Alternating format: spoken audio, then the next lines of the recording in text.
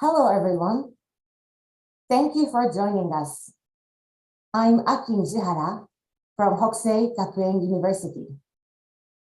You have joined this event from various parts of the world, despite the time difference. Let me express my warm welcome. Now, it is my honor to announce the opening of Global Fireside Chat, the keystone event for the Global Skill Project in partnership with Synapze, Malaysia. I cannot stress too much how fortunate the students have been in receiving this opportunity to collaborate with you. This Global Fireside Chat is a student-led event where they invite guest speakers globally to engage in stimulating conversations.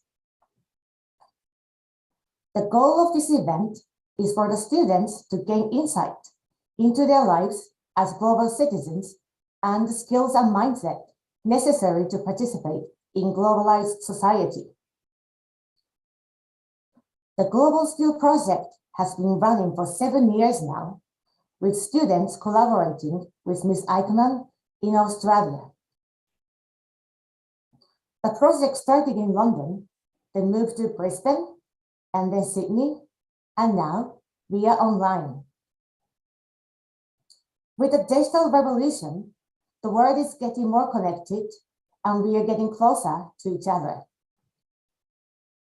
Today, I'd like to particularly thank Ms. Eichmann and Mr. Tai for teaching and mentoring students throughout this project.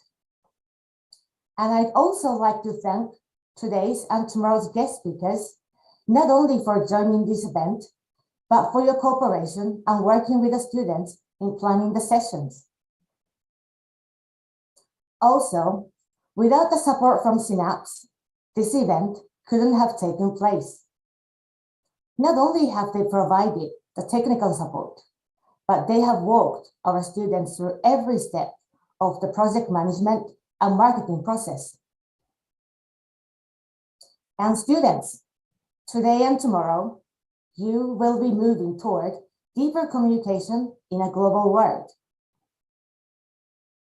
All of us are looking forward to your contributions to this event. Global Fireside Chat has been made possible with the cooperation of many hands. Students, Ms. Eichmann, Mr. Tai, Synapze, guest speakers, and the participants from around the world. Thank you again for joining us in this event.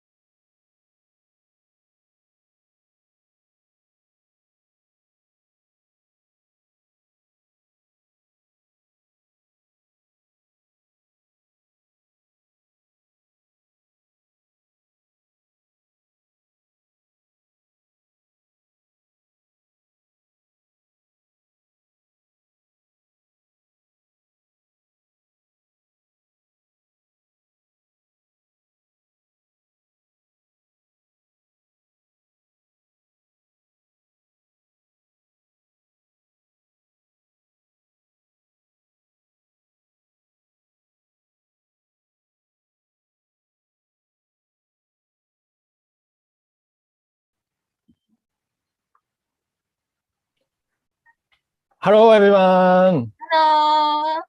Thank you so much for all the comments. Good morning. Good morning. And thank you, Miss Aki, for wonderful welcoming remarks. My name is Rintaro Suzuki, and I major in social welfare, and I'm also studying special needs education. I'm Arisa Nakamura. I major in management and information. We are second year student at Hokusei Gakuen University, based in Sapporo, Hokkaido, Japan. We'll be the moderator for this session. Welcome all to the Global Fireside Chat, presented by student of Global Skills Project. It's great to see you all here. How are you? We will do our best and hope you will drop lots of comments for us.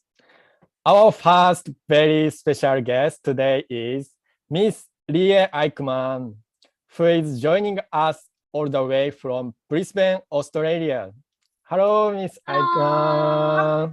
Hi, Arisa. Hi, Rintaro. Hi, everyone watching, us on live or archive. Thank you so much for, being here, sharing time with us. I'm so excited to be here. Thank you for having me. Yes, thank you. Before we proceed further, I would like to introduce a few of our current projects. The Global Skill Project, called GSP, is a special program at Hokusei and consists of students outside of the English Literature Department. In our activities, we are self-motivators focused on teamwork and efficiency, as we always challenge ourselves to the tasks that are outside of our comfort zone. Although it is often challenging, we enjoy working with the members of the group to look globally and seek new knowledge. This event is a collaboration between second-year students of Hokusei Gakuen University and a Malaysian company called Synapze. We will learn more about Synapze on day 2 of this event. 6 subject matter experts in their industry from different countries will be invited for discussion. Let me briefly introduce our guest now. She's a global skill coach based in Brisbane, Australia. Her role includes interacting with people from all over the world. She also hosts various events on LinkedIn, YouTube, and Clubhouse. Today's topic is on how to understand different cultures. At the end of this session, we hope that you have gained some knowledge and the benefits of experiencing different culture and what is important in international work. So it would be great if you could focus on what you have done in your cross-culture society. Ms. Eichmann, could you please introduce yourself and tell us more of your background? Sure. Thank you for the introduction, and I'm so honored to be here. So good morning to you all. My name is Rie Eichmann. I am originally from Tokyo, Japan, but I have lived and studied in various countries, including Japan, Taiwan, Thailand, US, UK, and now I'm based in Brisbane, Australia. So based on my experience and knowledge, I'm passionate about teaching people intercultural communication or intercultural understanding matters. So that's my passion. Thank you for having me. Yeah, thank you for sharing. Thank you. So it's so wonderful. Yeah, so let me quickly move on to the first question. Yeah, so you live in London and now Brisbane. So in addition to your home country of Japan, so first question is, what was the first culture shock you felt in Brisbane and London? Okay, so good question. Culture shock. You will experience this, whenever you go abroad. And to me, so just to give you the background, that before London, I lived in Thailand, Bangkok, for 3 years. So after 3 years, I moved to London. And as you can imagine, what's the image of Thailand, by the way? yeah, It's a Thailand. beautiful Yeah, place. yeah, good. Good. Busy. Any image that you have? Yeah, Thailand is in Asian country, so similar to Japan. Good point. So yes, so Thailand, to me as Japanese, going to Thailand, Bangkok was actually not that challenging, in terms of similar Asian culture. So when I went to Thailand, it was, not too bad. But so I spent 3 years in Thailand and moved to London. The big first culture shock was weather. Yeah. I don't know if you've been to London, but if you're from London, I know, I hope you know what I'm talking about is, can you guess the weather like in London? Arisa, Rintaro, what's your image about London? London is there are so beautiful site. Yeah, so I can't go. I haven't go there, so I don't know clear image. Right, that's okay. Yeah, Arisa, do you know? London have many people from all over the world. So a lot of people from different cultures. That's so true. Thank you. So, to me, moving from Bangkok to London, the first thing, the culture shock I felt was, number one, weather. The weather in London was very dim, cloudy. You don't really see that much sunshine compared to in Thailand. So that was to me like, wow, this is very cold country. I didn't have much socks. I could just like really, the weather is quite different. And then obviously, like Arisa, you mentioned, London is such a multicultural city, compared to Bangkok. Bangkok is also quite international, but the amount of international, people you see in London, they're really from everywhere, from Europe, from, Africa, from Asia. So it was such an exciting place. And, like I said, living in Thailand as Japanese was easy, but living in London as Japanese was slightly different because, in Thailand, you have Japanese companies, it's easier as Asian to live in Asia, but in Europe, it was slightly different.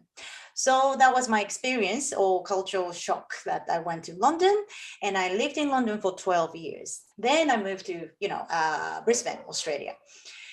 So at the beginning, I thought, well, both countries speaking, they speak English, right? What do you think? Do you think I felt easy moving to Brisbane?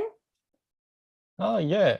I can hear clearly your English. Yeah.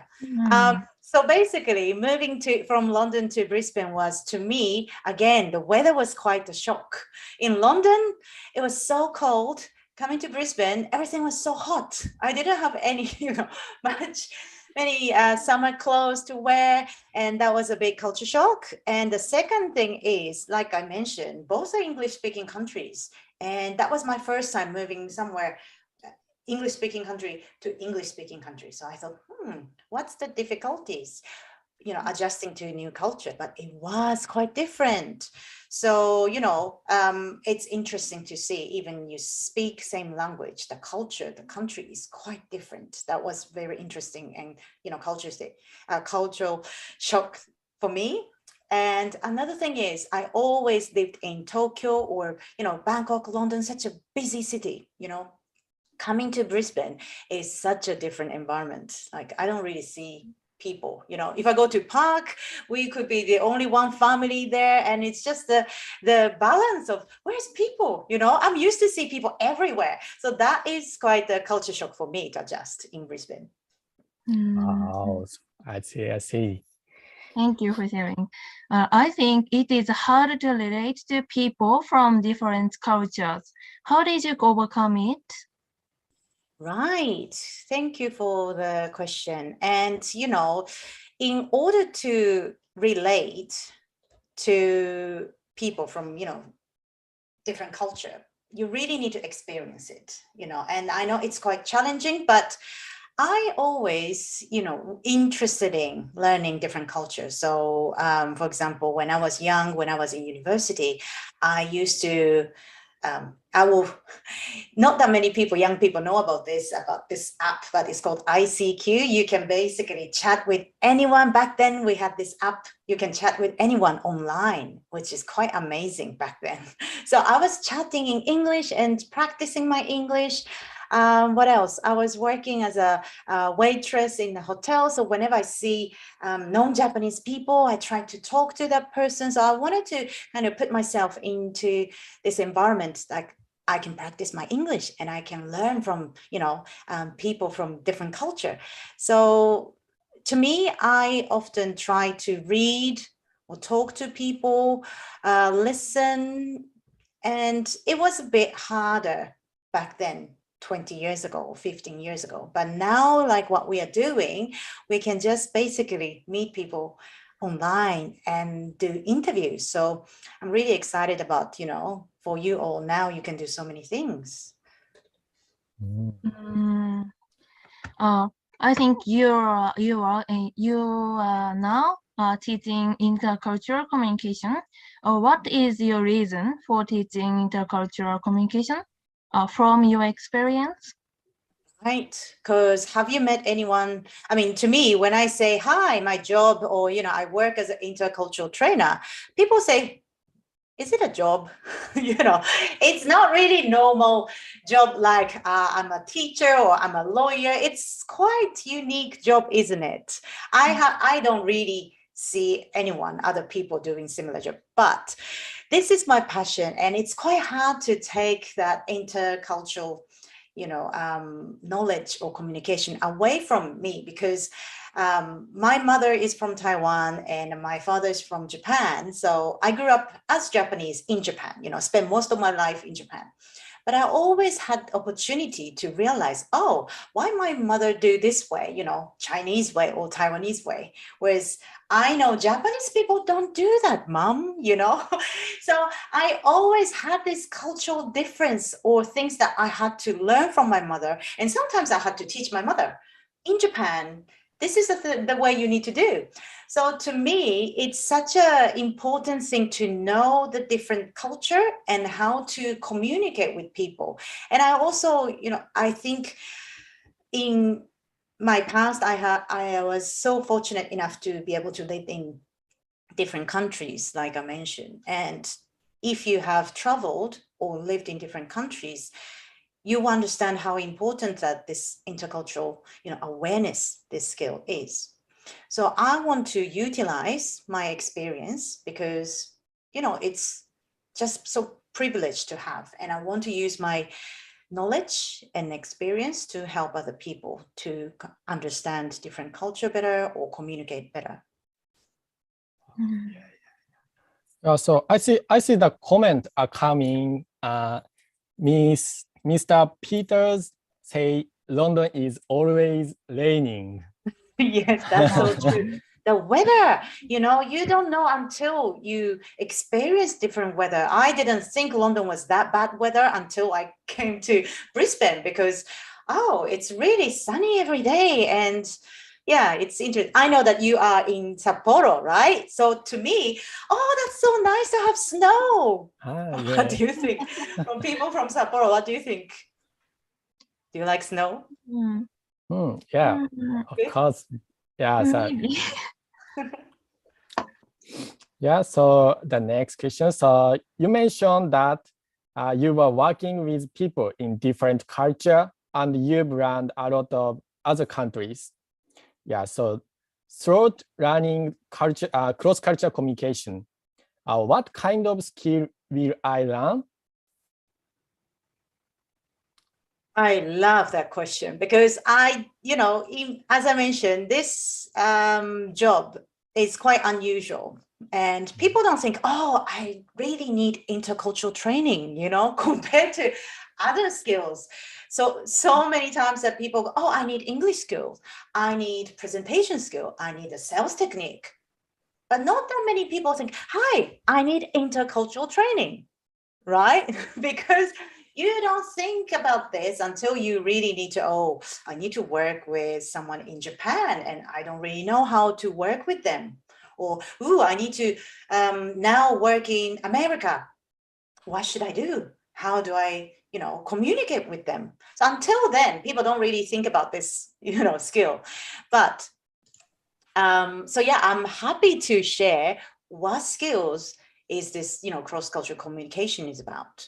And a lot of times you think about, oh, is it about learning specific country, how American people work, how English people work, how Australian people, or how Malaysian people work? Yes, it is true about learning that specific culture, but also it's so important nowadays. We need to communicate with anyone sharing a similar culture. For example, we can describe culture as different, people from different category, for example. So if you're single people, or if you're married people, or if you have families, or it could be, any category that you will be belong to.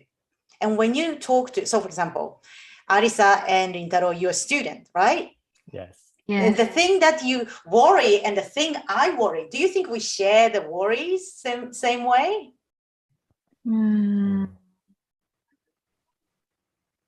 A bit different, right?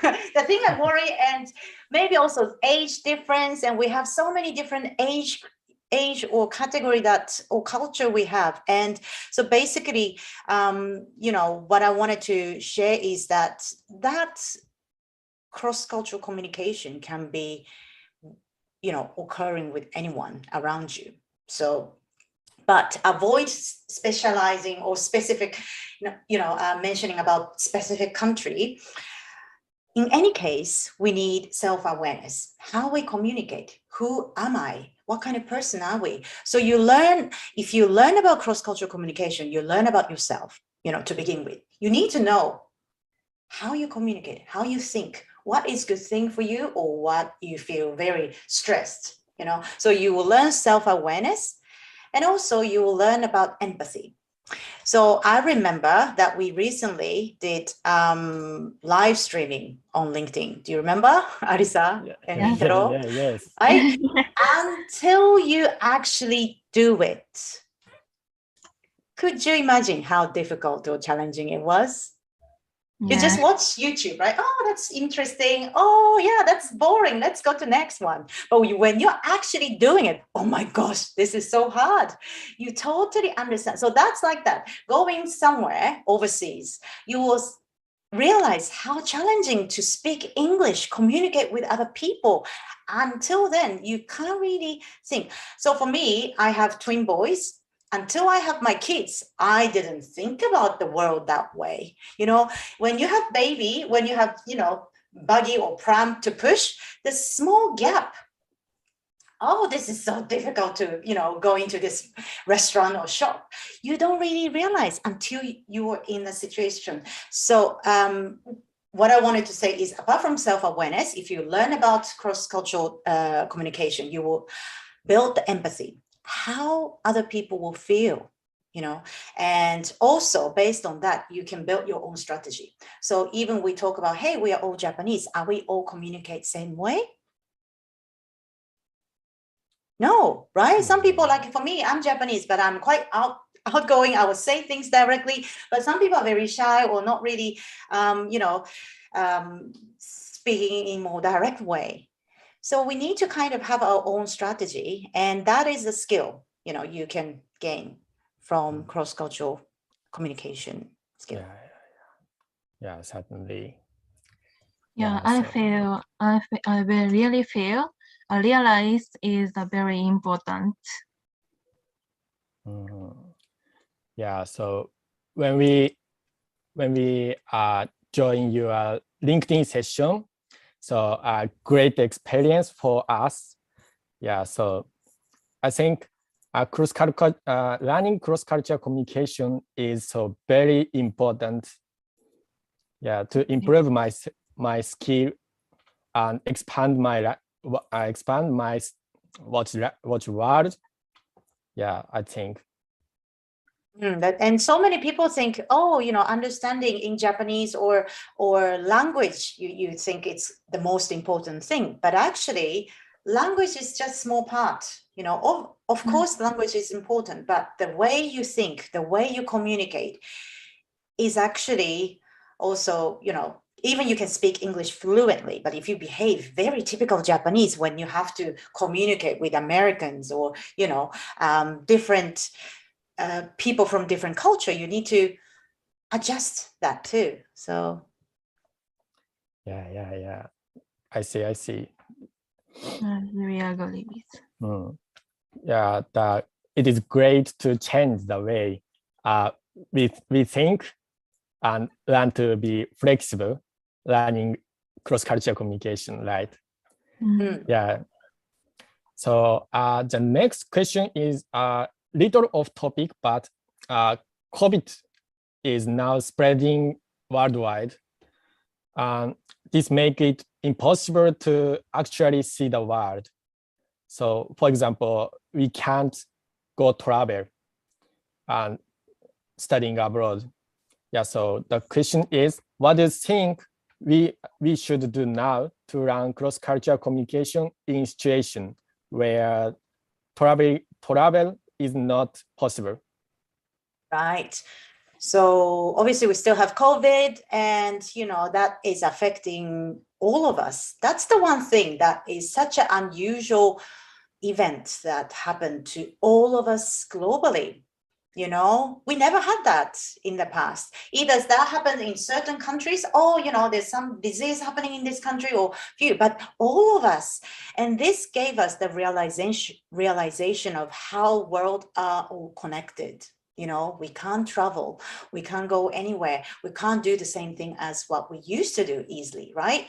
But the positive thing about what COVID, made us our, situation is that, like what we are doing, we are all kind of used to communicate virtually now, past 2 years, right? Oh, let's meet up on Zoom. It's so easy. And that is the thing that with COVID, we have lost most of the boundaries, right? We can still do live events, live streaming like this, and we can collaborate. So to me, yes, we can't travel easily. And we can see some countries that start to opening the countries, but it's important, say, if you still have limitation, use all your resources. You don't need to actually travel. We have alternative of doing things virtually. And I know it's not really 100% the same, but with technology compared to 10, 20 years ago, we are so lucky to be in this era. If you open your phone, click Clubhouse, click Twitter, you can, if you're interested in, so we were talking about different culture. If you want to learn something about American culture, if you want to learn something about Malaysia, let's find who's in Clubhouse at the moment. You can follow anyone, you can check all the information. So that is you still have a lot of access that we didn't have before. And so you should push yourself to, try not to think, I can't do anything, but think about, open up your eyes and try to find a resource that you can learn from. Certainly. So all the classes in college are online now too. So we can communicate whatever I am. So that's great. So yeah. So there is a comment. So Mr. Koki. I say I agree with you. Language is the tool. Yeah, I think so too. Yeah. Yeah. In fact, we share your sentiments as we too have found that Zoom allows us to connect with people from all over the world. So it's very, very agree with you comments. Yeah. Now that the way we work and learn has changed with school classes and job being remote. What skills do young people need?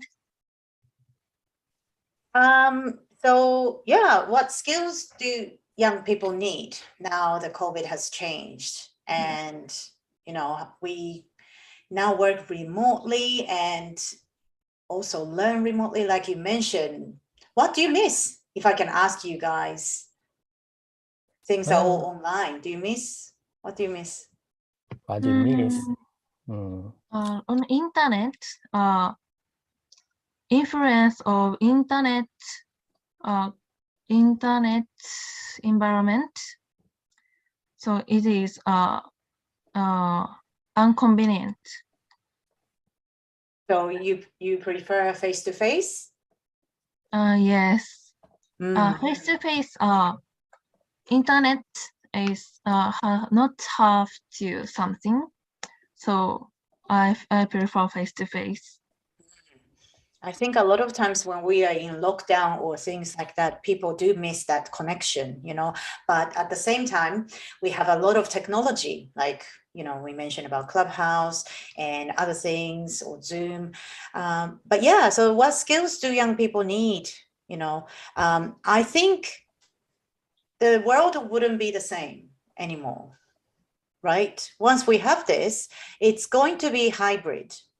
And like, imagine, I felt when the COVID happened, I used to do face-to-face teaching, and I felt so disappointed because I can't do face-to-face teaching anymore. It's so limited. I can't travel, I can't see my clients, and I was depressed at the beginning, but I was thinking, well, I just need to push myself. I have knowledge, I have my skill.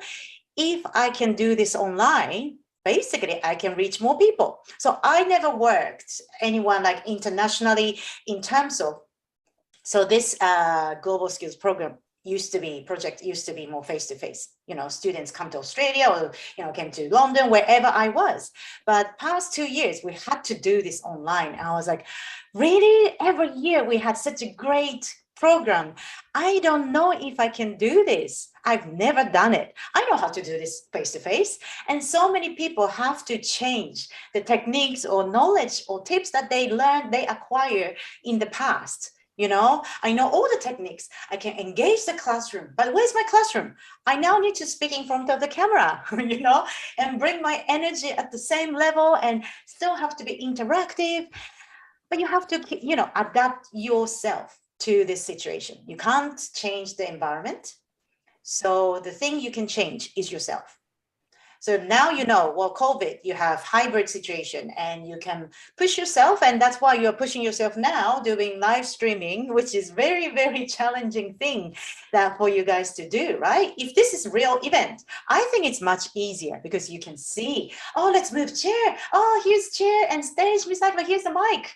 I do miss that real event. It was so much easier. Now we have risk. Oh my gosh, if the internet just cut down, oh, let's not talk about it, but all these things that it's so different, and we have to use that knowledge and experience, but it's still doable. We always progress, we learn more things. So I want you all young people to feel more confidence. Wow, we can do things differently. And the good thing is everybody's on the same line. It's the same line of starting COVID, ready, go. And how do you adapt yourself? Some people can't change themselves, and that is challenging for them. Some teacher, I don't really know how to use Zoom. Do you think they can maintain the, class or, attention from other people? You have to change, right? So just be aware of that possibility. Now we're in a difficult situation, but let's keep learning and just put yourself in a better place by adapting. Yeah, certainly. So we talked to people from about 20 different countries on Zoom in GSP, Global Skill Project. So this is great advantage. Yes, me too. Many comments are coming. I miss having coffee with people. I miss seeing my friends in person. Miss Karin saying doing online class I feel lonely. I very, very agree with that. Yeah, thank you for comment. Yeah, so and the way we communicate with communication has changed. Even if I met my friend in face to face, I can't see them in face because we wear the mask. Yeah, Right. so we can't see their expression. So Yeah. it is very Yeah. hard to communicate. What do you think? I remember those, we had a class and everybody, had to do the mask, and it was so hard that even in Australia, people never wear masks. I think it's quite normal in Japan that people wear masks in general, right? But Wow. here in Australia, really, people never really wear masks in public. So it was a big adjustment to do, and it's, different. Wow. Wow, amazing. I was surprised. So yeah, so the next is last question. So the last time we did a session on LinkedIn, so you mentioned that importance of collaboration skill and what robots can do. So can you be a little more specific about what kind of skill? Right. Okay. So last time we did a live on LinkedIn, and I mentioned about this, collaboration skills, and is important, and you need to think about something that robot or AI can't do. And I still strongly believe that, nowadays where we live now, so think about 30 years ago, all the job that we see normally didn't exist. 30 years ago, do you think someone had a job called nailist to help someone do the nail? And it didn't exist, right? Do you think 20 years ago, oh, I want to be a YouTuber for, in the future?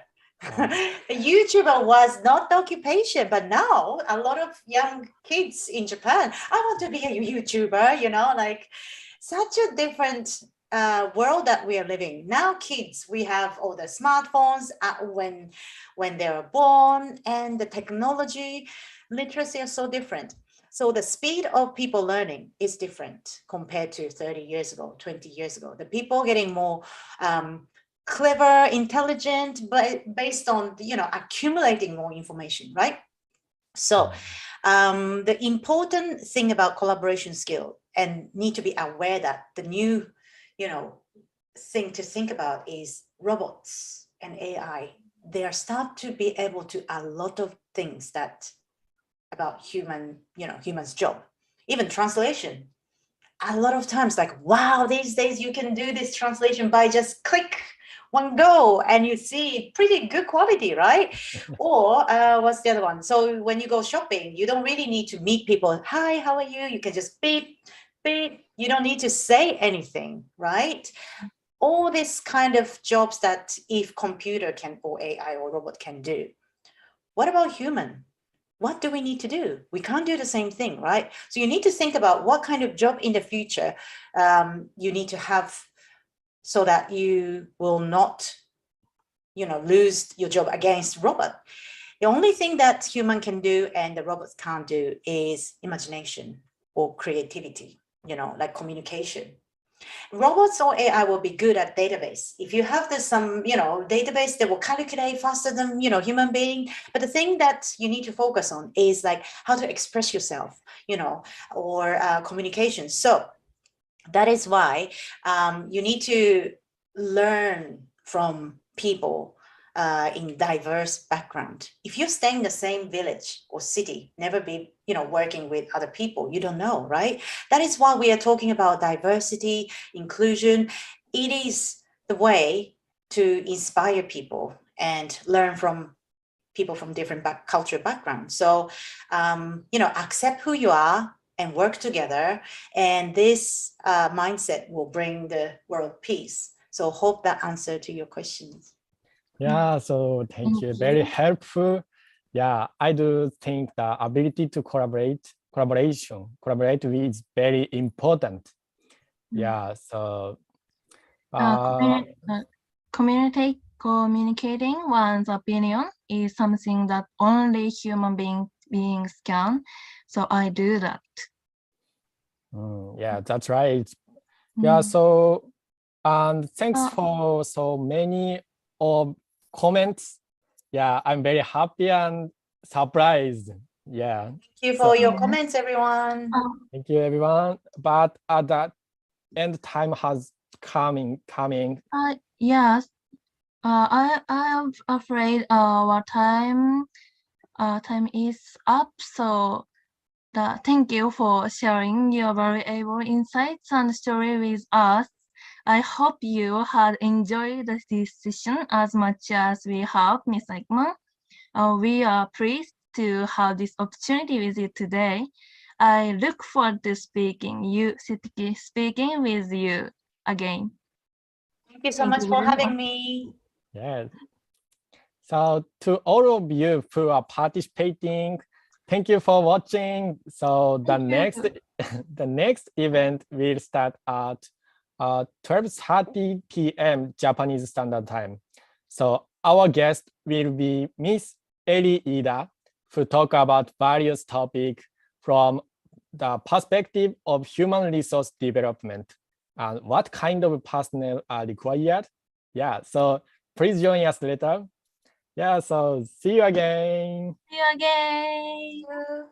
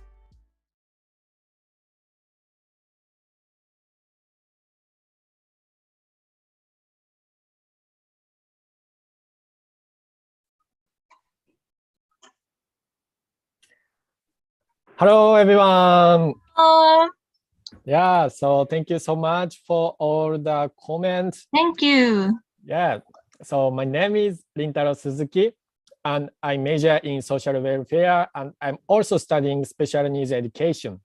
I'm Arisa Nakamura. I major in management and information.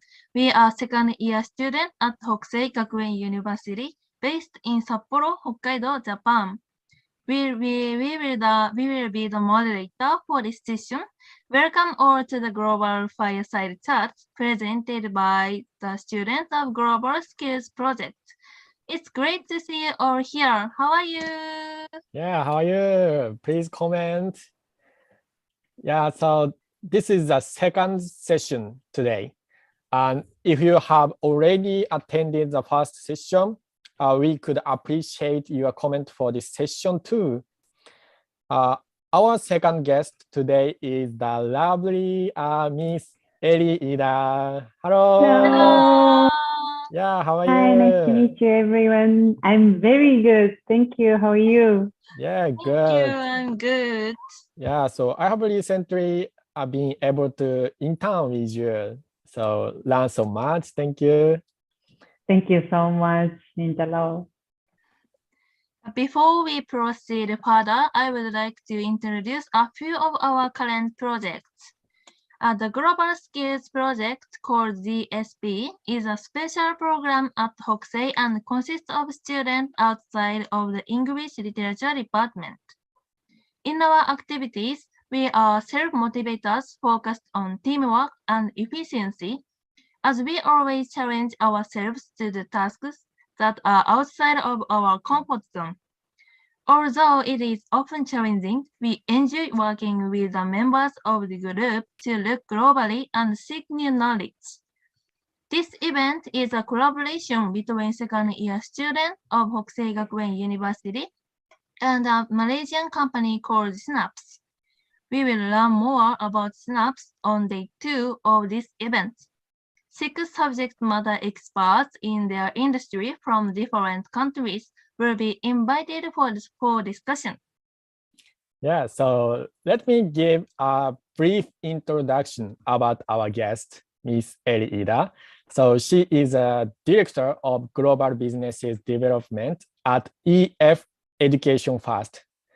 Yeah, and has extensive experience in helping global businesses and collaborate learning and development to design bespoke training programs for businesses leaders using EF academic big data in London, headquarter of EF worldwide, and living in Shizuoka, Japan.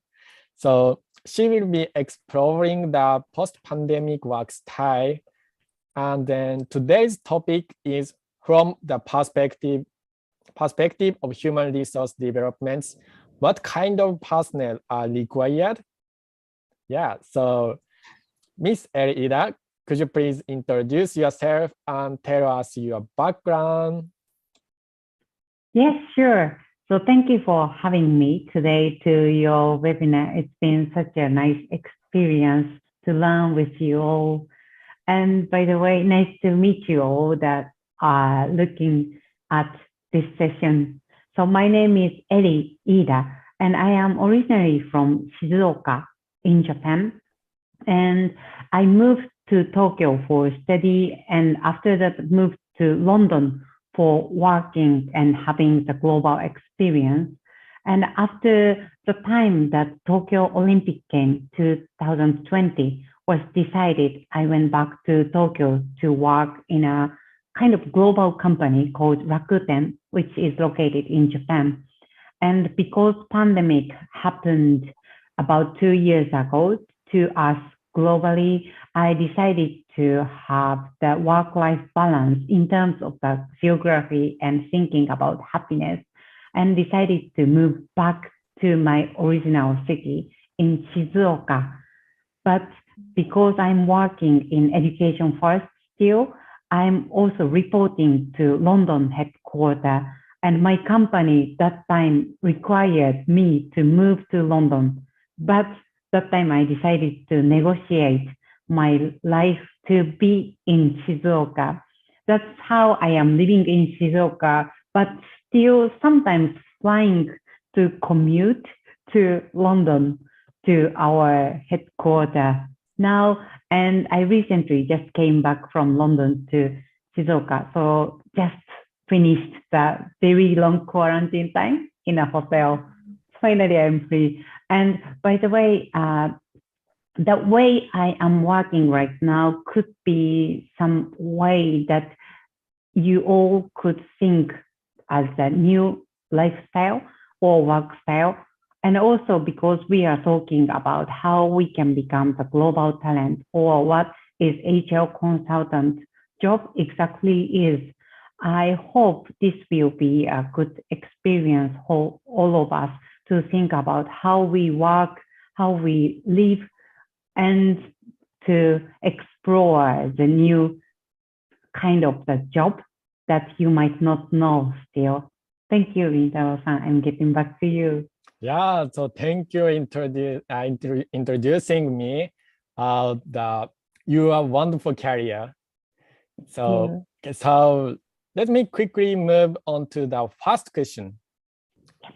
Yeah, Sure. so your job is human resource consultant, but I don't know much about what kind of work you do.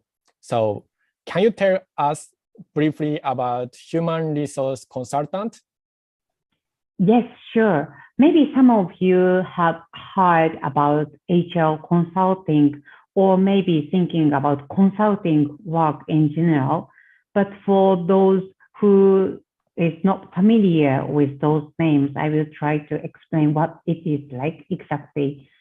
So what we do usually is to help the corporate, so organizations or companies that is sometimes in Japan or sometimes in APAC in general or worldwide, to help that their employees have improved skill or mindset to be great business person or business leaders, so that it brings high ROI, so return on investment in terms of the company's budget to pay.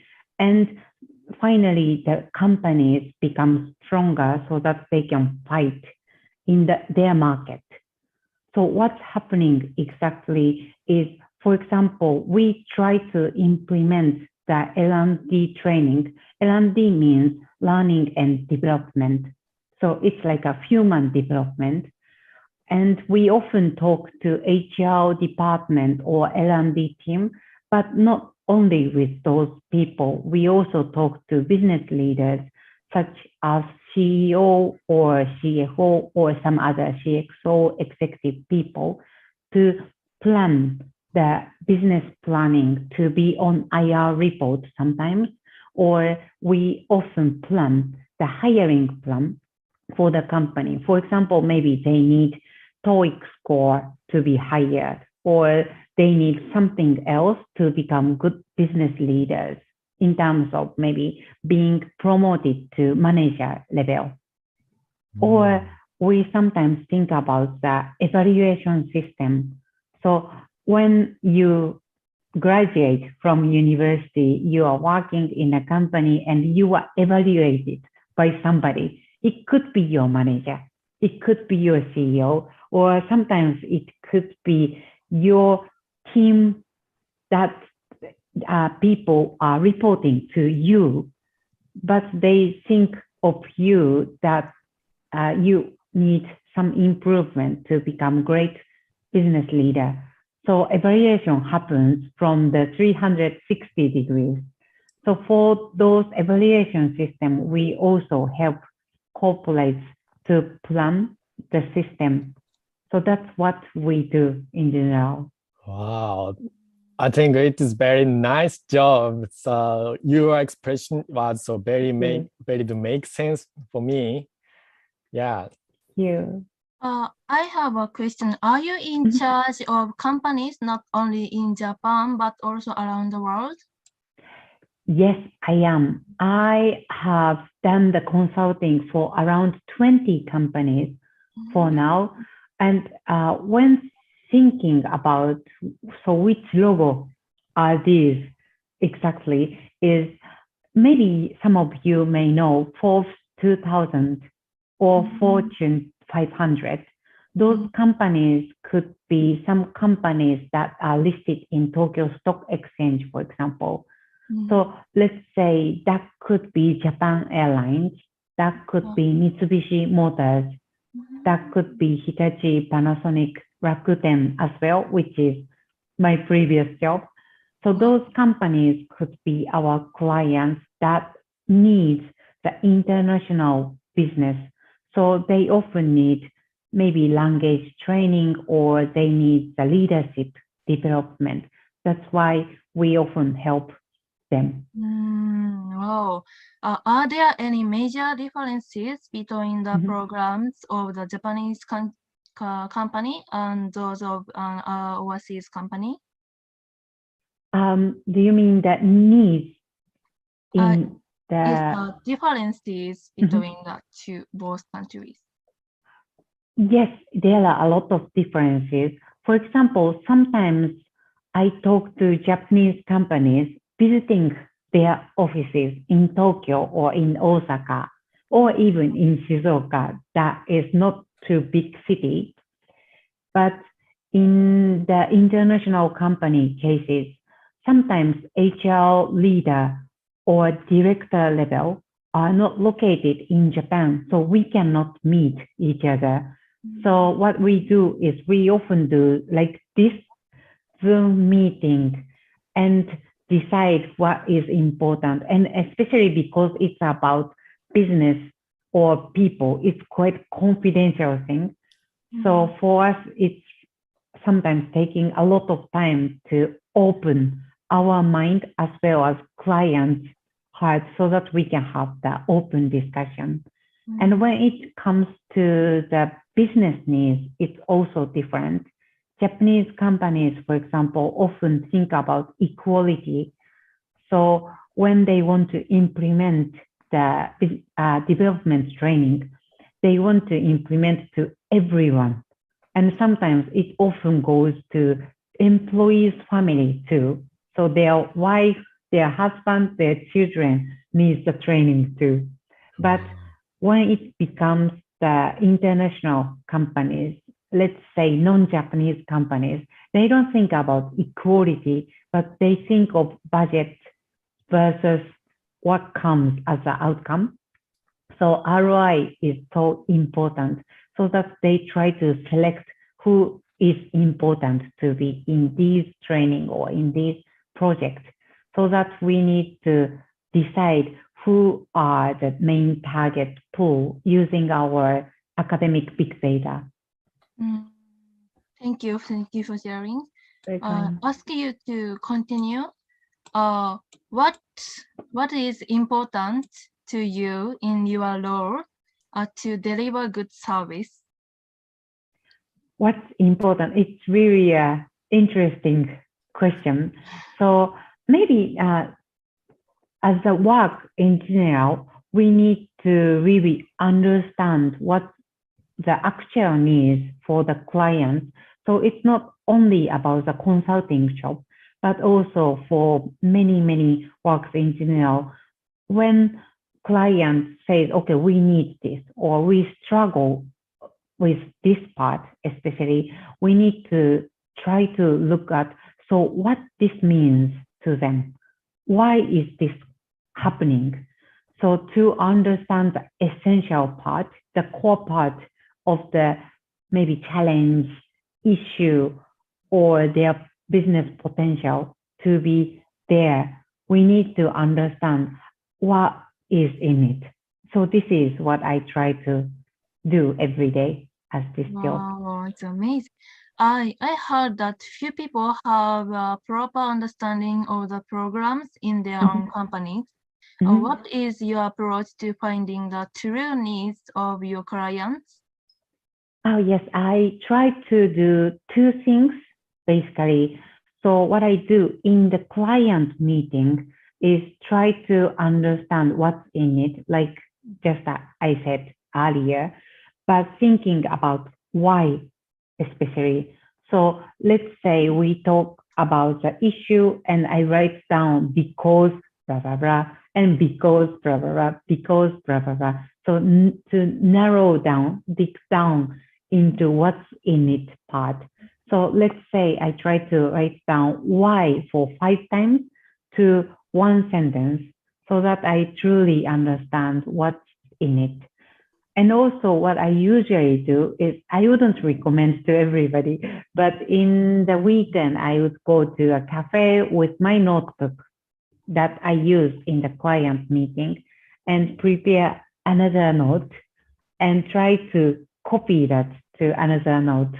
And when you are copying the same thing to a note, you find another question. It's really interesting. So try to do that maybe when you have a lot of time from your university or from your workforce, that you find your question or you find the true point that could be helpful as the consultant or as that anyone, as your friend maybe, to help somebody.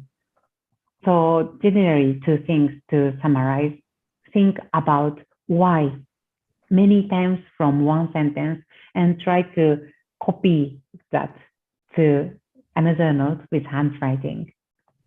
Yeah. I sure it's so hard to find the essence of the problem. Yeah, I think. Yeah, very true, very true. I am usually not conscious of why, so I thought I will be conscious of it from now on. Yes, please try that. Yeah. Yeah, so the next question is a little difficult in kind. So what are the required skills to be a global talent? Required skill to be a global talent. It's Yes. really an interesting topic for Japanese people, I think, because we have the academic big data. This is called EPI.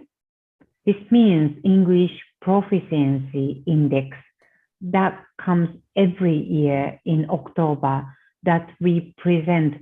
So as this nationality, let's say Japanese, or as non-English native speaking country, which is your rank worldwide. And Japan is below 50 in the world. And as I'm not sure if we can say that, but as a developed country, it's really, really low rank, to be honest. So why is it? Do we not really need English? Or is that because of something else that might be a big blocker for us to be global trend? It's been such a big discussion in this field as well.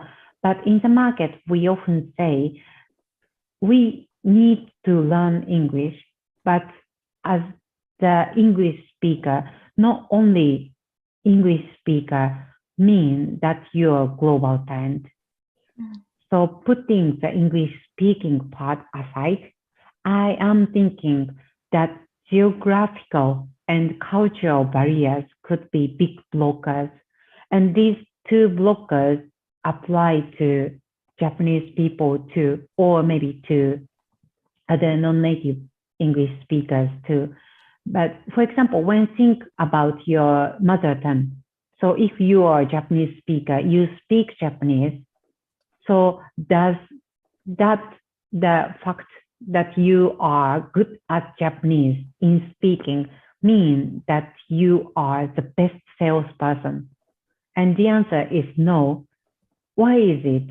It's because maybe when you speak Japanese, you understand the cultural difference or background of the person you are talking to, just because you guys are also from Japan, that has quite similar or almost the same culture.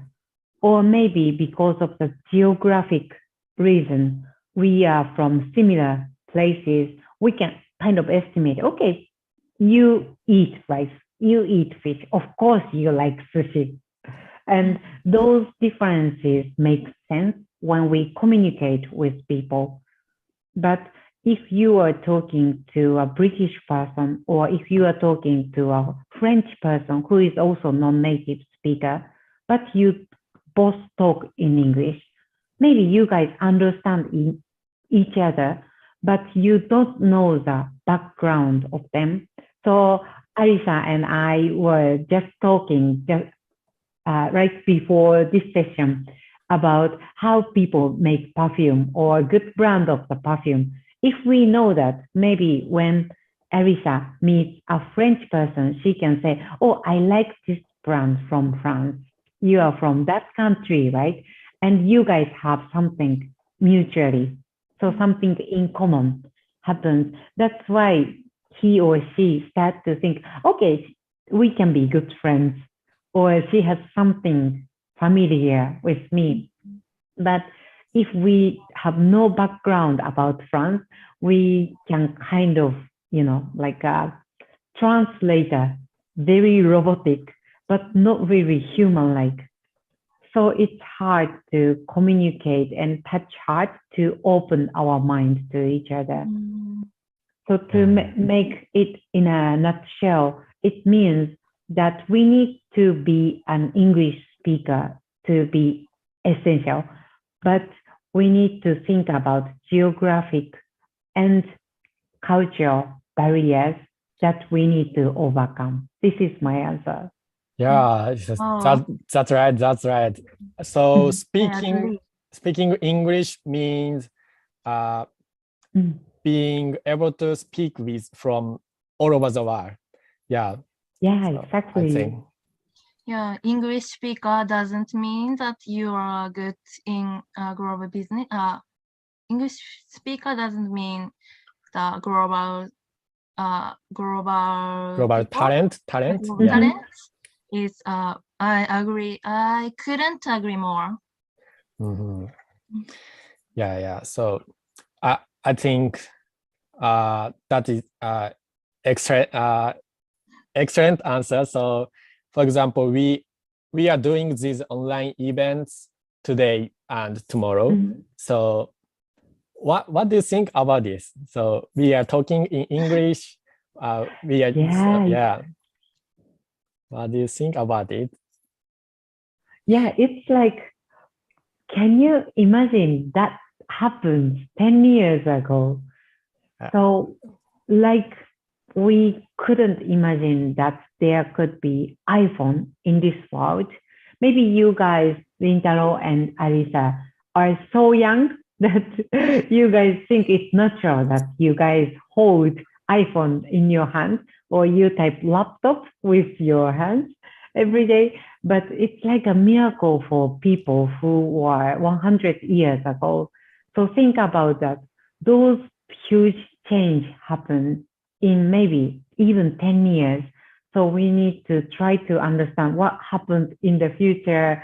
And this is something to embrace from all of us, that, okay, we have this and it's not the usual thing. So it's such a great experience for all of us that we can communicate like this. Yeah, so I see the comment on YouTube. So thank you, everyone. So thank you. Sorry, maybe I read that wrongly. The Mr. Rahim, even in Malaysia, may still struggling with the commanded of English. It requires practice. Yeah, say. Japanese is same. Yes, the same situation. Yeah, very true. I think for Indian people, they start to learn English much early time than Japanese. So for them, English could be very familiar language, but still maybe because of some barriers like we discussed earlier, he might be struggling with those parts, I assume. This is a bit of a change of focus from we were talking about earlier. Do you think the demand for human resources will change in the future? Yes, I think it will change really radically. And because of the pandemic, especially in the past 2 years, the needs of the human resource changed a lot. And because I'm talking to clients on the daily basis, I see the difference a lot. So for example, when it comes to the corporate training, especially when they hire people and when they develop their employees, they were focusing a lot in hard skill before. So for example, that could be which university you are from.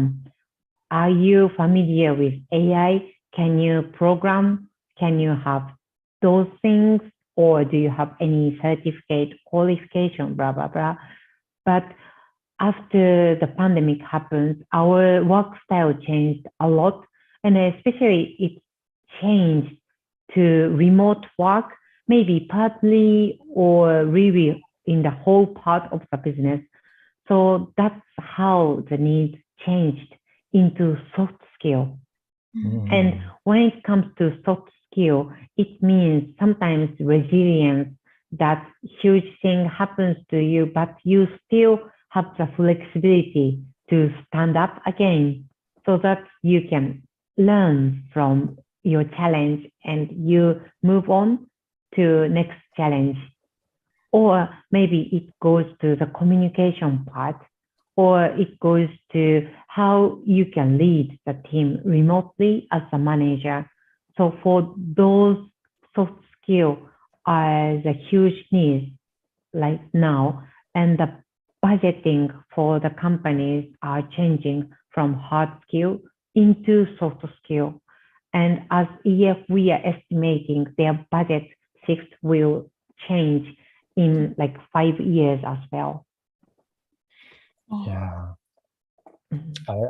I saw it. So I've never heard the word soft skill before. So, but I think you are right. So it sounds good. So even I can speak English. It's important to be human, original human too. Yeah. So I think. Yeah, very true. I think also it's good for many people because when you become 20 years old, maybe you are a university student, but think about if your parents are not able to support you financially to go to university, and then you are not able to study in university, does that mean that you lost all the opportunity to be successful as a business person in the future?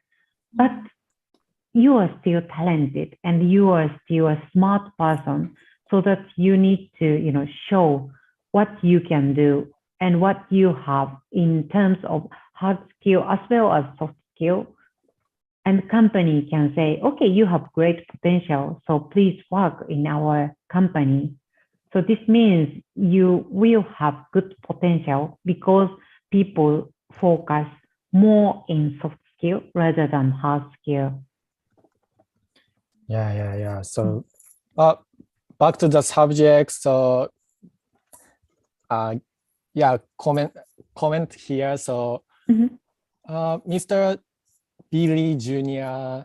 So as a Maratana Christian University student from Indonesia. So I think English is more common with the way of interaction for people with your age in your big city. So I think so too. So in the world, there are many non-native speakers. So English is a good way we can communicate, I think. I agree. After hearing your story, I think we are truly blessed, and we would like to do what I can do. Yes, please. Thank you. Yeah. So you mentioned that you will need skills, soft skill. Yeah. So like so more than soft skill more than hard skill in the future needed. So what exactly are soft skill in more detail? Please tell me about it. So soft skill can be a human skill, let's say, that you have these things as a human, but luckily it's applied to be successful in business. This is maybe a simple way to explain what soft skill means. And like I explained earlier, soft skill can be resilience, that can be communication, or that can be also leading a team remotely. And why this means soft skill as well is when it comes to leading a remote team, sometimes we try to chat in a chat box and we don't really have a eye contact to each other, so that it's sometimes hard to understand what does he mean exactly. Does that mean I need to hurry up? Does that mean I have plenty of time, that he is not pushing at all? We never know. So that become very cold. That doesn't have a human temperature. But when you learn how to be very good at remote team leading, that means that you try to communicate with people maybe just for 5 minutes every day with camera on, so that you guys can have very similarly eye contacts on Zoom meeting, not only having the chat, cold conversation. And also you can ask, like, how are you? How was your day? It's just like what you do to your friends or what you do to your boyfriend, girlfriend, or family, so that you can be a human as well as being a business person. So this is what soft skill means. Yeah, thank you. I got it. So those skills are not management or strategy, not also. Exactly. Yeah, that's a good point, Sintalo. Time remaining is getting short. Maybe this is the last question. Please. Yeah. Go. Yeah. So soft skill may be important, but without hard skill, soft skill will be useful. For example, human qualities alone will not get you a job. Your job. So, what exactly do you think about that? So,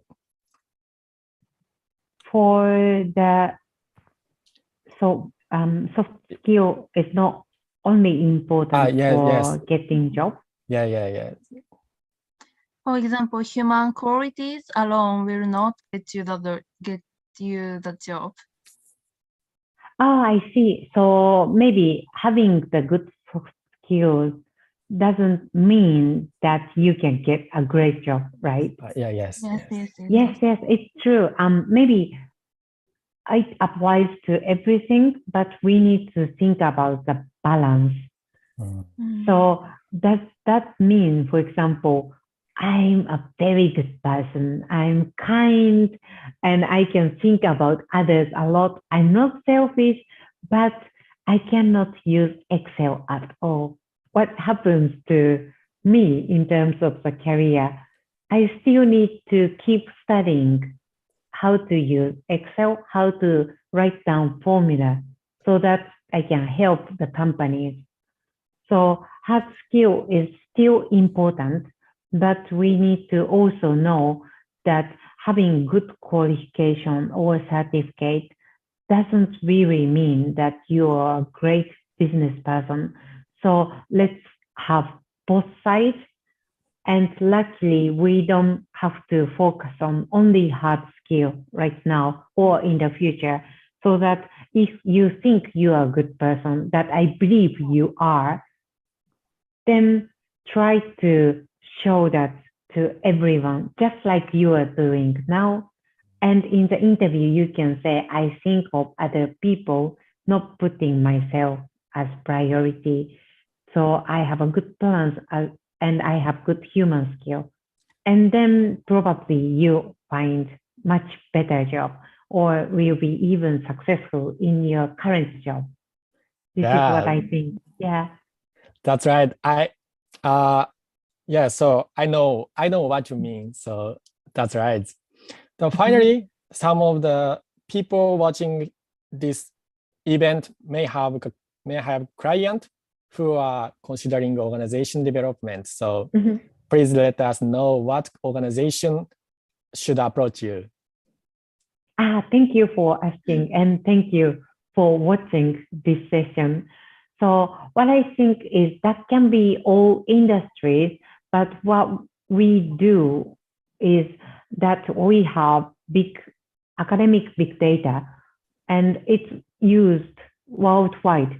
So all the companies from around the world can be good partners, but also we have good industry case studies such as in IT field or in pharmaceutical companies or in any kinds of industries.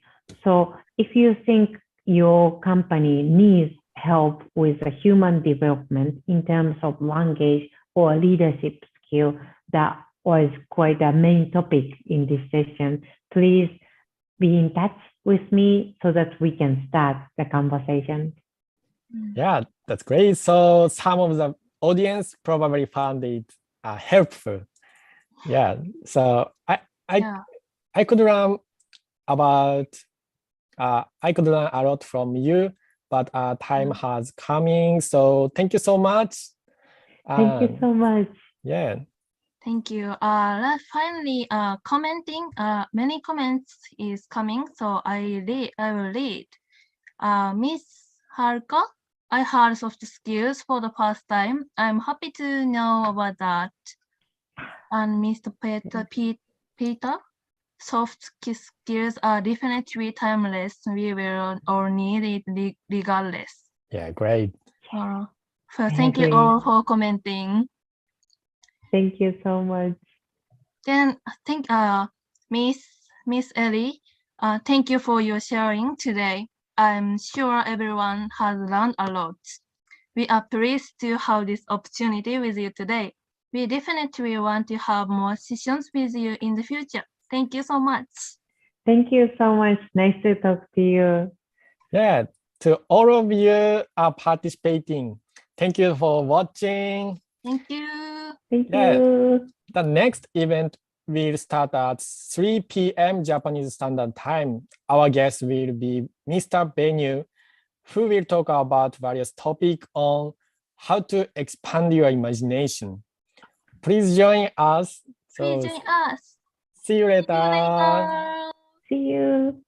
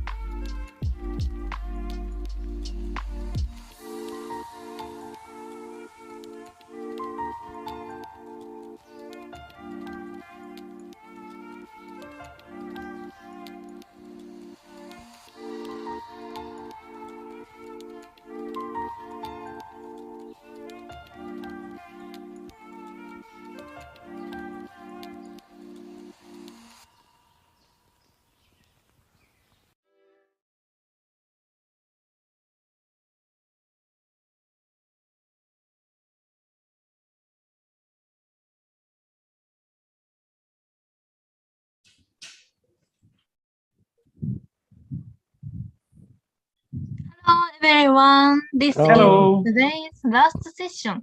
How do you feel, Rintaro? Yeah, so I was very nervous that today's first session, but now I'm very good. And it looks like so many people are watching. I'm very happy that teacher from Maranatha Christian University, sister school of Hokusei, was also watching that event. Yes, well, amazing. Then we will introduce ourselves. Hello, I'm Arisa Nakamura. I major in management and information. We are second year students at Hokusei Gakuen University based in Sapporo, Hokkaido, Japan. Yeah, so hello, my name is Rintaro Suzuki and I major in social welfare. I'm also studying special needs education. We'll be the moderator for this session. Welcome all to the Global Fireside chat presented by the student of Hokusei Global Skill Project. It's great to see you all here. We would like to welcome you all and thank everyone for coming. It's great to see you all here. How are you? Please say hi in the comments. Yeah, so many comments Wow, come many here. people. Hello. This is the third session today, and if you have already attended earlier, you will know we will appreciate your comments. Hello. Yeah, hello. Yeah, thank you. Today's final special guest is Mr. Benu Gopal Nair. Hello, Mr. Benu. Hello. Wonderful Long to be time no here see.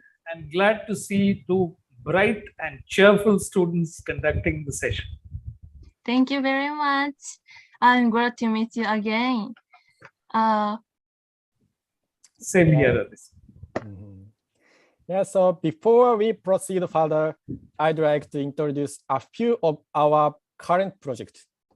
The Global Skill Project called GSP is a special program at Hokusei and consists of students outside of the English Literature Department. In our activities, we are self-motivators focused on teamwork and efficiency, as we always challenge ourselves to do tasks that outside of our comfort zone. And although it is often challenging, we enjoy working with the member of the group to look globally and seek new knowledge. This event is a collaboration between second year student of Hokusei Gakuen University and Malaysian company called Synapze. We will learn more about Synapze on day 2 of this event. 6 subject matter experts in their industry from different countries will be invited for discussion. Yeah, let me give a brief introduction about our guest. Our final guest is Mr. Benu Gopal Nair. He has a career in branding and advertising and has worked in several fields from consumer goods to industrial products, from personal cosmetics to digital services. He focuses on connecting brands with their customers, and he works hard to create advertisements and our products based on his many ideas. Today's topic is how to expand your imagination. Actually, I've had an opportunity to talk to Mr. Benu before, and at the time he talked to us not only about advertising, but also about gender issues such as marriage. So today, I would like to ask you where new ideas came from, how to grasp and discern the current trends, and other things you know because you work in advertising. So it would be great if you could pass on what you have learned from your experience to us. Mr. Benu, could you please introduce yourself and tell us your background? Sure. I'm happy to do that. I have over 35 years of experience in advertising and branding. I started off being interested in writing because I always found that I probably was told by some of the other people that I had a way with words. So that became the basis of my career. I enjoyed writing and coming up with clever lines for new brands or for existing brands was always an interesting career option. The other great part of it is that you can have a lot of fun in advertising. Yes, there is tension, there is a lot of last minute deadlines, and some of the work seems trivial. Why do you have to spend your whole day thinking of chewing gum or chocolate or drinking water?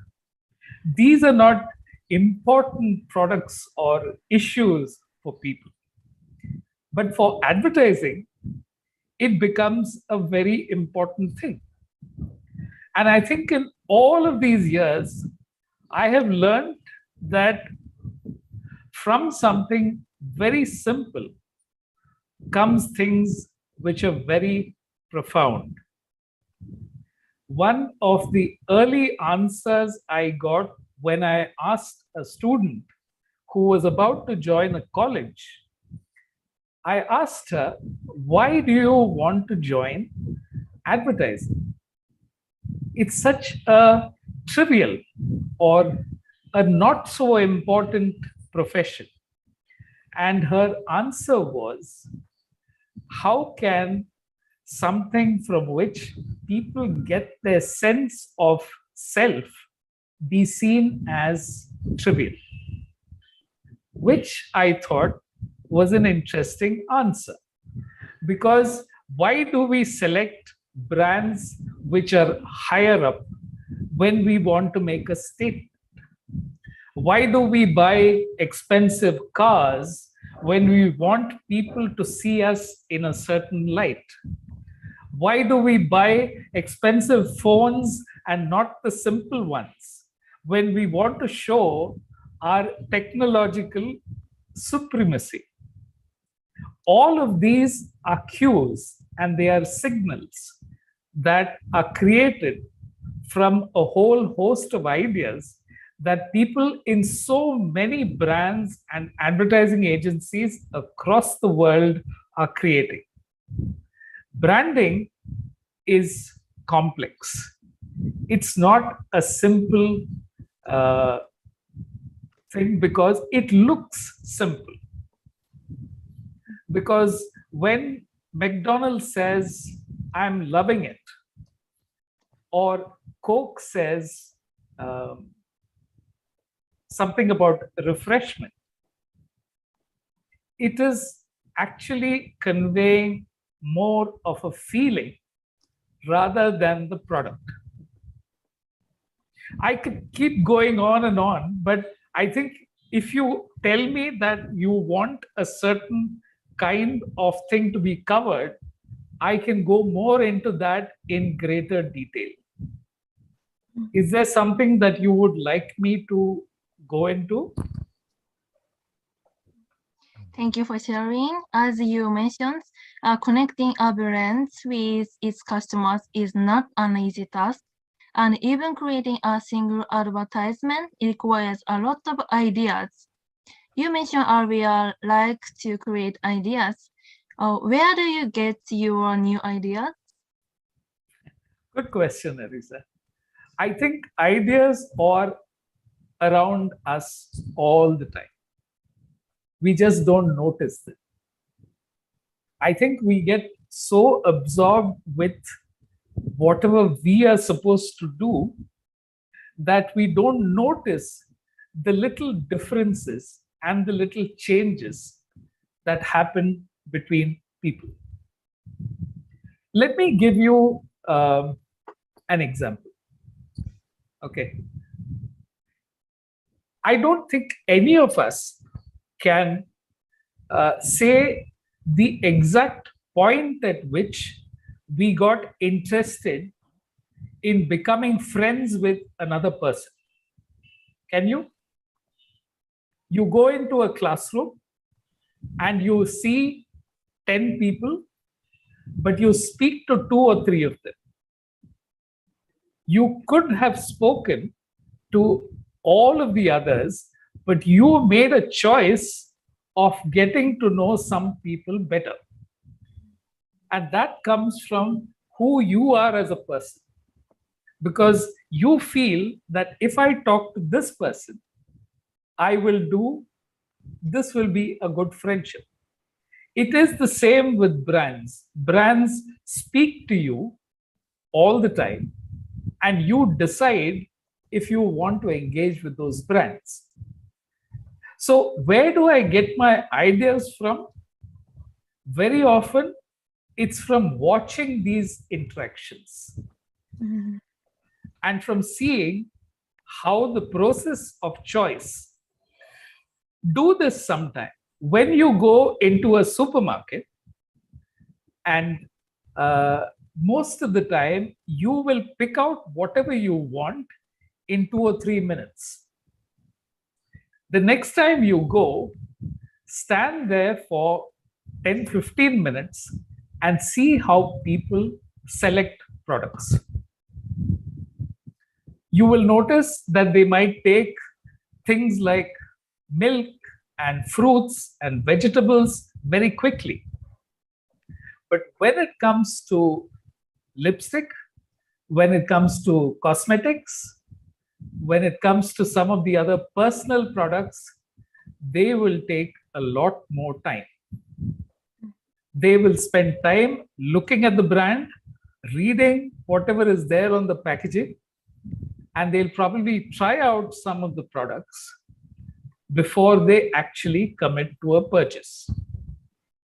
So we have this relationship that happens because I expect a brand to do something for me. And when the brand speaks my language, then I'm interested in the brand. If the brand doesn't appeal to me, either in terms of colors, in terms of the promise, in terms of what it tells me, then I will not listen to that. I will not make a choice as far as that particular brand goes. So somewhere like friendships, even brands are products that you use because they make you feel better, they make you feel more confident, and they make you feel that it's somehow better looking, or it makes it. Why do we look for designer clothing? Because when we wear it, we think that we look better.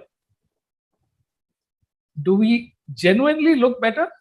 That's something that other people will tell you. They will come and tell you, hey, you're looking very smart today. And that makes you feel that you have made the right choice. So ideas are always available in the world. You shouldn't think of ideas as limited thoughts. Think of ideas as water. And the more you collect in terms of thoughts, the more ideas you will have to work with.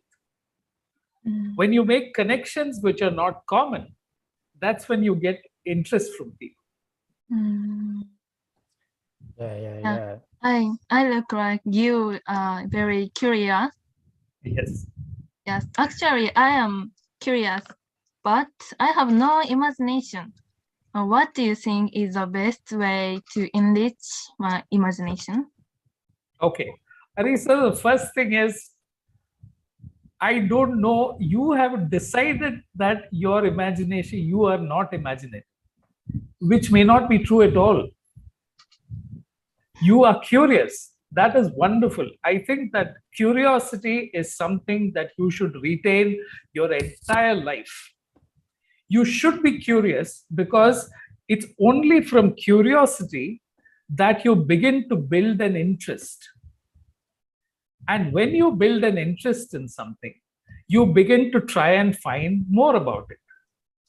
And as you find out more about it, you begin to make connections that you did not do before. And that is where imagination comes in. Because when you know that you can do much more with something, that's when you believe that. I'll give you a very simple example. In 1998, when Google launched search on the internet, Microsoft thought that, how is search going to become so big? Search is something that we already do on our computers, right? They never thought that search will become so big that it will even grow past them. Similarly, when Google grew very big, Facebook came out with social media. And Google must have thought, I mean, what is this company which simply allows you to post comments about friends and put up your own posts? How is it going to be a threat to us? And look what happened. Social media just became one of the most popular platforms in the world. But Google made the smart move of buying YouTube very early on. And today, the number of movies or films that are uploaded every day is phenomenal. So the world is changing much faster, and it has changed much faster in the last 10, 20 years than in all the generations before that. When I started off in advertising, people could be in one profession throughout their life. That is no longer the case. You can keep exploring, you can keep finding new things to do, you can keep moving on to something new when you are bored with something. And that is a marvelous option. So the curiosity part, Arisa, is wonderful, and your imagination is something that you can keep expanding. And once you believe that you can be imaginative, you will be. Yes, thank you. I will do. Yeah, so I think curious is more of a goal to work hard for than anything else. Right. I think. Yeah. Yes. So and then you made advertisement and stuff. So when you're promoting something, what do you need to do different it from others and make it unique? Okay. What I'm looking for all the time, Rentaro, is how does the product connect with the customer? Advertising is never about the product, though it seems to be. It's always about the connection that the customer makes with the product. That's what defines it. So companies will talk about their product and how it's much better, and it will let you do everything. For example, if it's a shampoo. Now, a shampoo may say, this is for dry hair, this is for wet hair, this is for a itchy scalp, whatever. But customers will make their own decisions based on what they think they need. So the connection between a product and the customer is what I'm looking for all the time. And then looking at the way the product is used in so many ways. So if it's a common category, if it's a product in which there is, so for example, a soft drink. So the dominant one is Coke and Pepsi, right? Those are the brands which are very well known.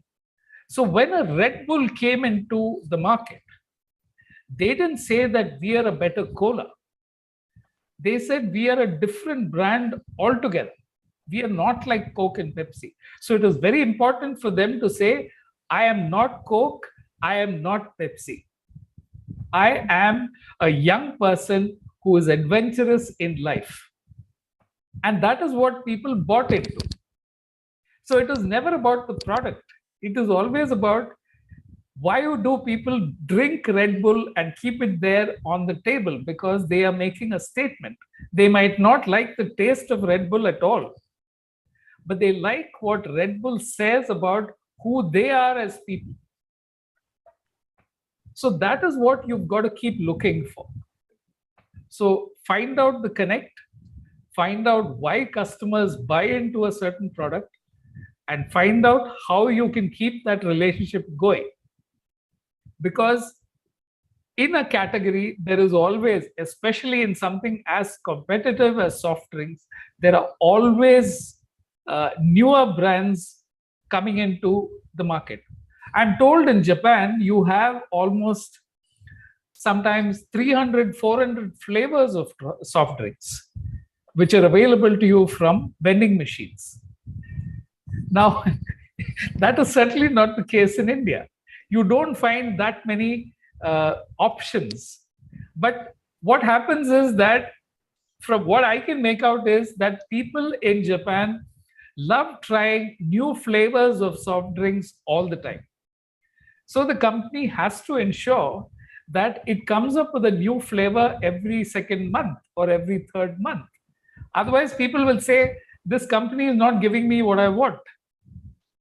Whereas in other markets, there are people who say, I only want Diet Coke. I don't want to drink anything else. In which case, that becomes the idea.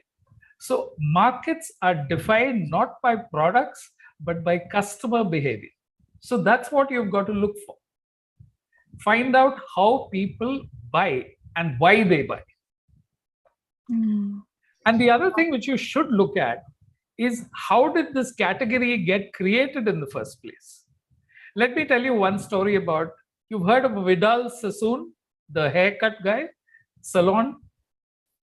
Okay, in America, he's very popular. So he is one of the earliest hairstylists who came about. So Vidal Sassoon was very good at styling women's hair. So he created a salon, and the bob cut and so many other styles which came out were his creation. And because of that, there were fashion magazines who wanted to do features on Sassoon. And he created this entire industry of hairstyling, of gels, of all the other products that you see around now. Look at the way hair color has changed. Hair color used to be only for people who had gray hair like me, who wanted to make it black. But then they said that is a limited market. That is only meant for people in their 40s and 50s. How do we make hair color interesting for young people? And they came out with blue colors and green colors and purple. And then they showed you how you could put those streaks of hair color into your hair and look really good. It's not easy to make blue and green and red color look good. But they made it about pop icons. They made it about singers. They made it about people who would do these very unusual things with their hair. And because of that, a whole lot of people got attracted. And a new market got created around hair color. Yeah, and the market expanded. Yeah, needs. I'm afraid. Okay. Go ahead. Okay. Needs, Okay. needs depend on the person. Needs depend on the person. Yeah. Absolutely. Absolutely. Yes, Arisa. I'm feeling earlier, your example is very easy to understand. Okay. So thank you. Okay. Let me give you another example from music. Okay. You are very used to streaming music. You have come to the stage where you use AirPods and you listen to all your music on your mobile phone. Okay. Now let's go back 40 or 50 years. Okay. To the time when you had those big LPs. Okay. So it was very hard. The music was different. The player was different. So the music was recorded on the large LPs and they had to be put onto a machine and then people would listen to them. So what happened is that even on these large LPs, you could only record 3 songs on one side. So 3 songs on one side, 3 songs on the other. That's how the album came into being. That's why they call it an album. Okay. Then you had tape. You had cassette tapes. So the cassette tapes ensured that you could move around with that machine. Otherwise, that machine was too big for you. You had to keep that in one place and listen to the music. Now, Sony from Japan came up with this brilliant idea because they believed that people wanted to listen to music when they were on the move. At first, nobody believed it was possible. They said, why would people want to wear headphones and then walk around? Which is why the Walkman became such a huge thing.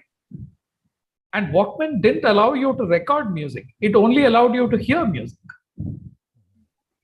And then it moved into the CD. So the CD, you could listen to at least 10, 12 songs, but it was separate.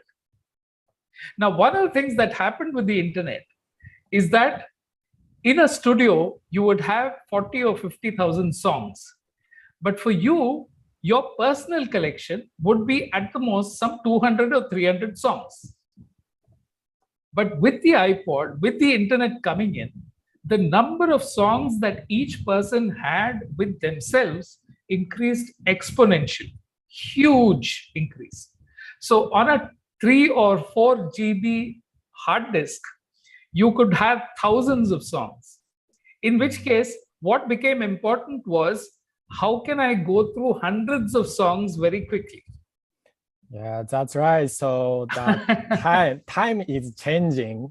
Yes. Yeah. So but for me, I into listening to LP right now. Yeah. Yeah. So and then change the topic.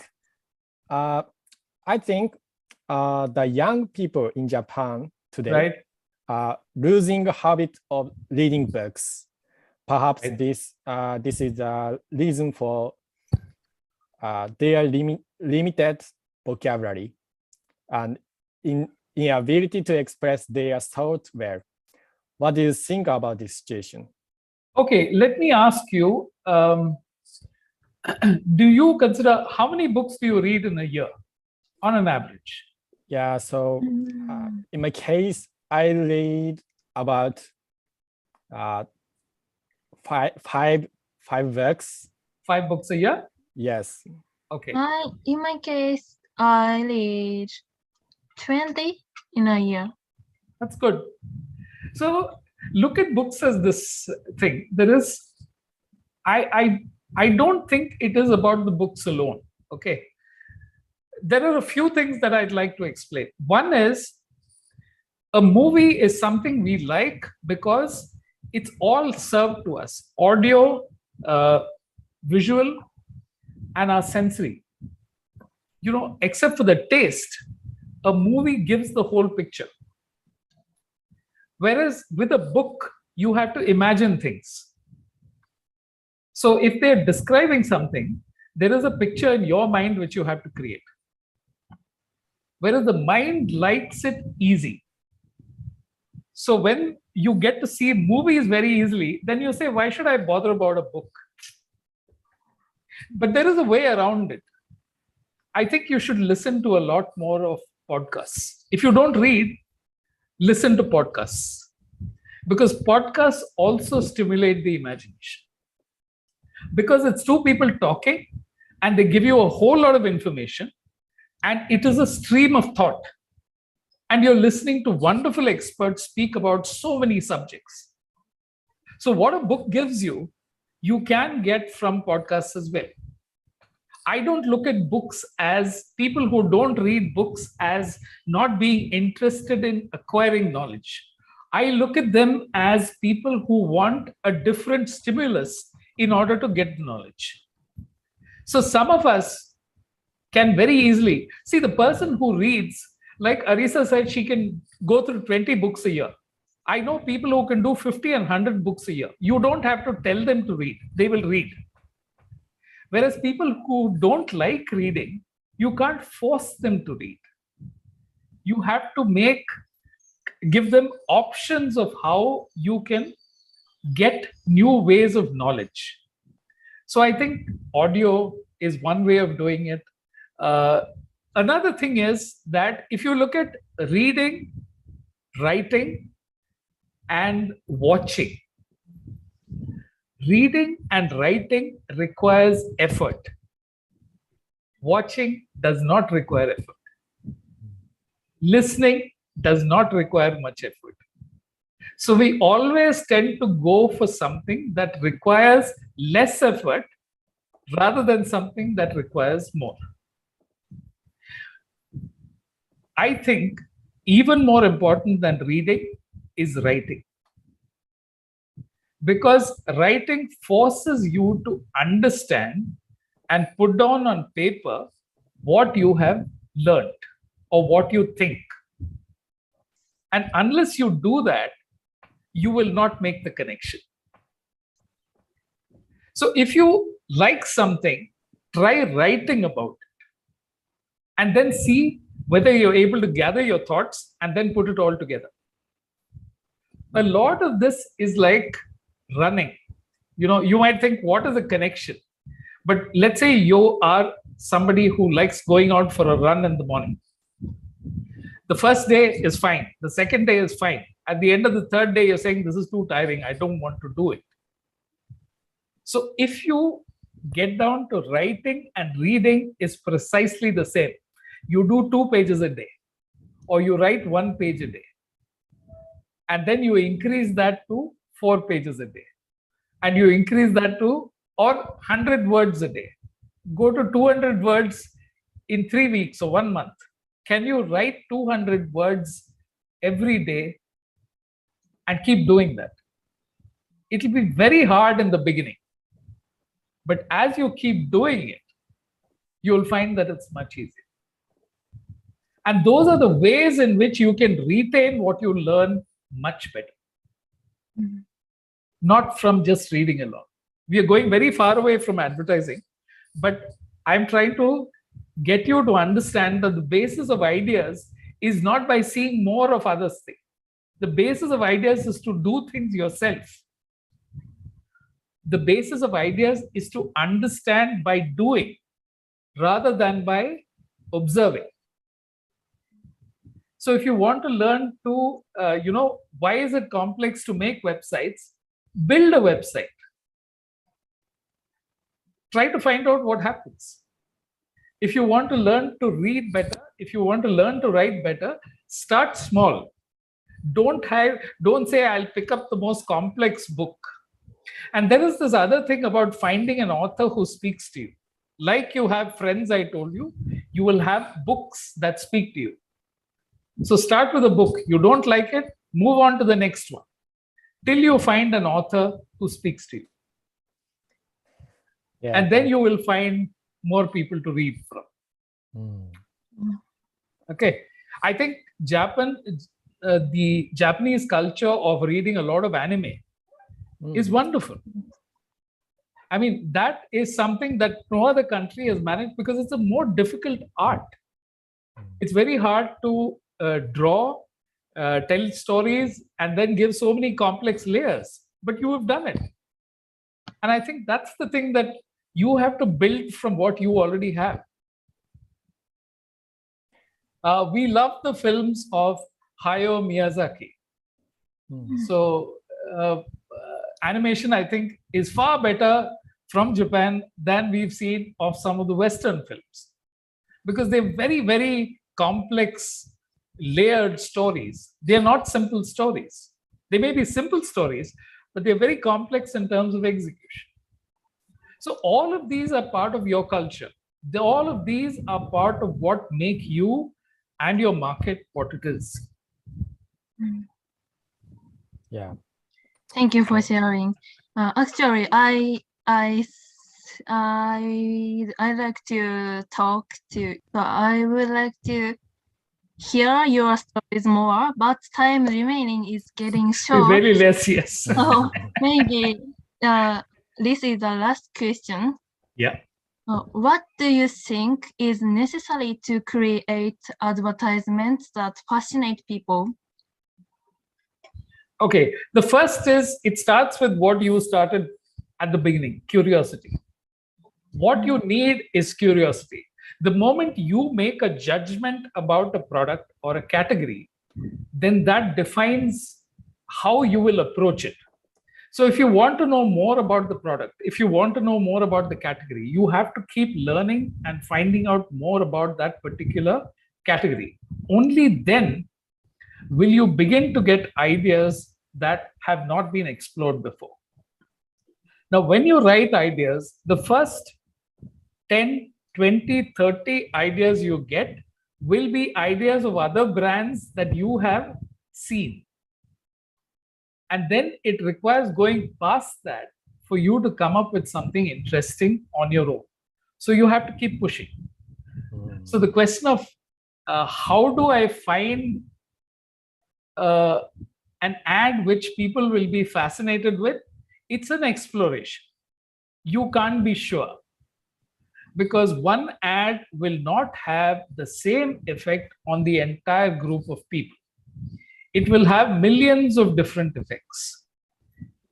It's not as if you release an ad, people see it, and then they go out and buy the product. That's not the way it works. So it's a constant learning process. It's a constant understanding of customers. It's a constant understanding of who you are as a person. And the more complex you become in terms of understanding the world, the better it is in terms of understanding customers. Thank you for sharing. Okay. Curious is very important. Yeah, so how do you find curiously? Okay, the way I do it is, Rintaro, I don't have a formula, but when I hear about something I don't know, then I keep asking questions about it. I will look on the net, I will ask friends about it, I will ask everyone I know to see how I can find out more. So if you say, oh, that is not for me, then you're never going to find out anything more. Whereas if you say, yes, I want to know more about it, then you will reach a point when you're interested. It may not be interesting to begin with. Like a whole lot of people in the world today may not find Bitcoin very interesting. They'll say, oh, that is some cryptocurrency. Yeah, certainly. Yeah, that's right. Try to get touch with different things. Yeah, but try and understand, why is it that so many people like cryptocurrency? What do they find so fascinating about it? So even if you don't invest in cryptocurrency, it's important for you to know what is happening in that market. And the more you know about very different kinds of markets, I mean, we spoke about gender issues last time, but so many changes have happened on the gender front in the world. Why is that happening? I don't know. But that is the way young people across the world are feeling. And that tells you how the world is changing. So when you learn more about these things, then you get to know a lot more about how you should be talking to them. Many comments are coming. Okay. Thank you very much. Thank you very much. It's been a real pleasure. And like I said, I've always enjoyed the interactions with you. To me, it's a wonderful bit of learning about how you see the world and how your culture sees the world. And if I've been able to throw some light, give you some points of interest, I'm more than happy to. Thank you very much. Thank you. From everyone, thank you. So thank you for commenting. Sorry, I didn't pick up much, but we are very glad you commented. Thank you very much.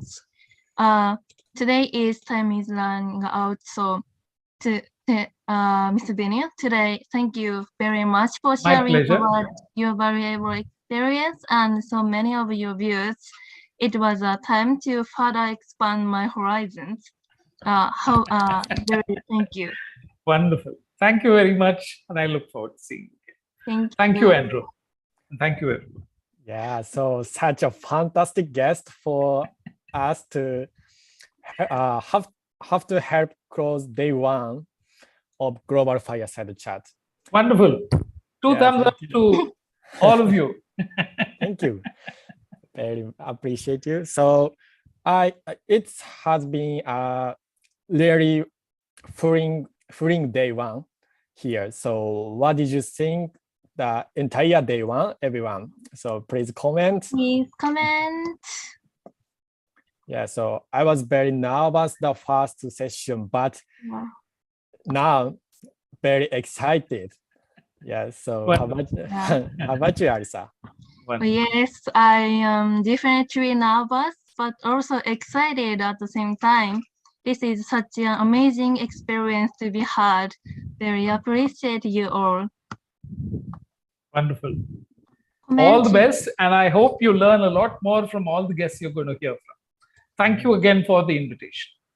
Yeah, thank you too. Thank you. Bye-bye.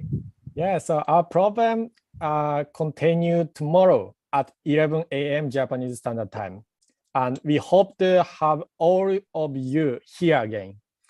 So come back to the platform on the same link, and you will be able to watch tomorrow's live session with our two moderators, Hina Katayama and Rai Kurokawa. Yeah, we will travel to North America and then to Malaysia tomorrow. But until then, sayonara from me, Arisa Nakamura. And me, Rintaro Suzuki. Bye-bye. Bye. Bye-bye. Thank you. you. Thank you. Bye-bye.